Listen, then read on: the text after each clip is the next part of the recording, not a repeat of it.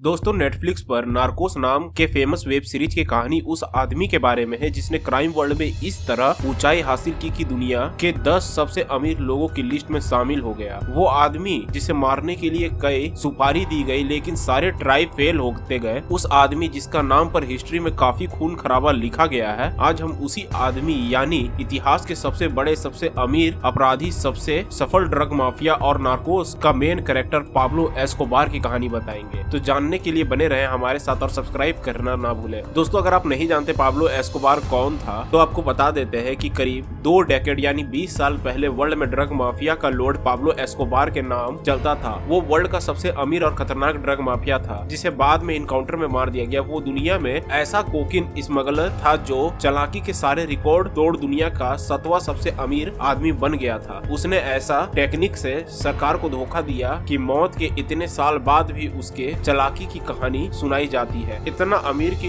उसे पैसों के लिए गड्ढे खोदना पड़ा और इतना खतरनाक कि 4 से 5 हजार मौत की जिम्मेदार उसे माना जाता है। उसके नाम पर कई लग्जरी विला और गाड़ियां भी हुई करती थी। पाब्लो से भाई रॉबर्ट एस्कोबार ने बताया था कि उस वक्त पाब्लो की एनुअल प्रॉफिट 10,06,986 करोड़ रुपए थे। तब गोदाम में रखे 10% तो बर्बाद हो जाते थे।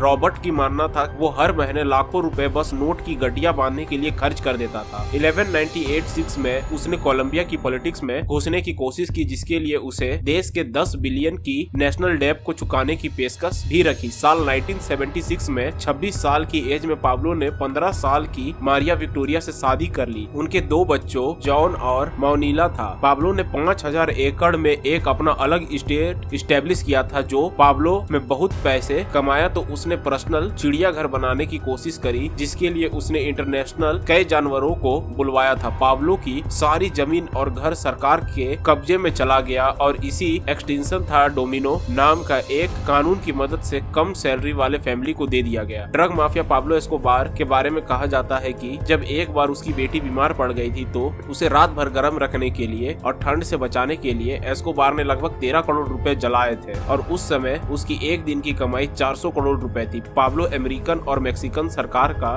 विरोधी थे लेकिन फिर भी उसे गरीबों का मसीहा माना जाता था। साल 1991 में पाब्लो ने सरेंडर कर दिया। जेल में होने के बावजूद पाब्लो का बिजनेस आराम से चल रहा था। वैसे पाब्लो के घर वालों का ये कहना था कि उसने खुद ही अपनी जान दी थी। होप करते हैं कि आपको ये वीडियो अच्छी लगी होगी तो please like and share this video. Also don't forget to comment in this video. इसी तरह के इंटरेस्टिंग फैक्ट और स्टोरी जानने के लिए सब्सक्राइब टू आवर चैनल हम सब जानते हैं।